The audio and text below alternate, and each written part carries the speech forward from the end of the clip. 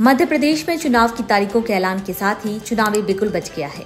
चुनाव के लिए बीजेपी की 4 सूची जारी होने के बाद अब इंतजार है तो कांग्रेस की पहली सूची का। कांग्रेस उम्मीदवारों की पहली लिस्ट आने में इतनी देरी क्यों हो रही है, इसे लेकर अलग अलग कयासबाजी लगाई जा रही है। तो आइए उन अनुमानों के बारे में जान लेते हैं जिसकी वजह से कहा जा रहा है कि कांग्रेस की लिस्ट आने में देरी हो रही है।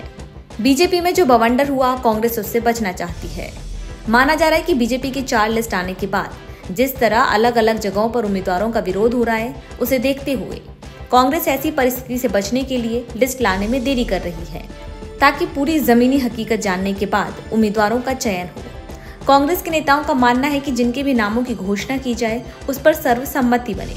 हाईकमान के साथ साथ कांग्रेस की लोकल बॉडी भी उस नाम पर एक राय हो। पार्टी को आंतरिक गुटबाजी का डर।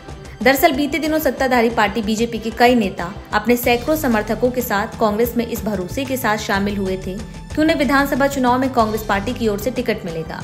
लेकिन अब कांग्रेस पार्टी के सामने उम्मीदवारों के चयन को लेकर दोहरी समस्या आन पड़ी है।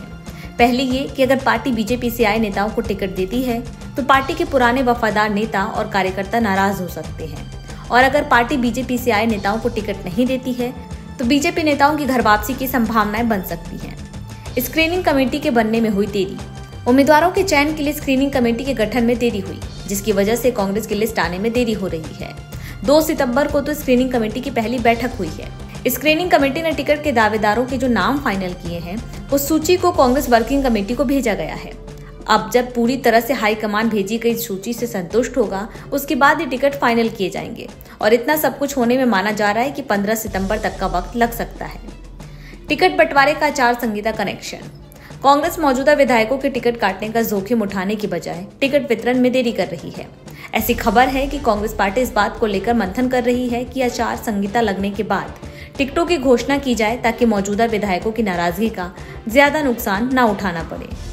नवरात्रि में लिस्ट जारी कर सियासी संदेश देने की कोशिश। माना जा रहा है कि कांग्रेस श्राद्ध पक्ष के बाद नवरात्रि के पहले दिन अपने प्रत्याशियों की पहली सूची जारी कर सकती है।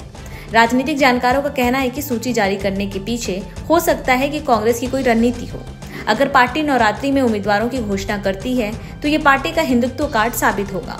पार्टी इस बहाने ये भी बताने की कोशिश कर रही है कि वो शास्त्रों और नक्षत्रों के साथ साथ धार्मिक मान्यताओं पर भी विश्वास करती है। नवरात्रि में महिला वोटरों को साधने की भी कोशिश हो सकती है, और ये दांव बीजेपी पर आने वाले वक्त में भारी भी पड़ सकता है। हालांकि इन सब कयासबाजी और अटकलों के बीच अब देखना होगा कि कांग्रेस उम्मीदवारों की लिस्ट आती है तो कब आती है।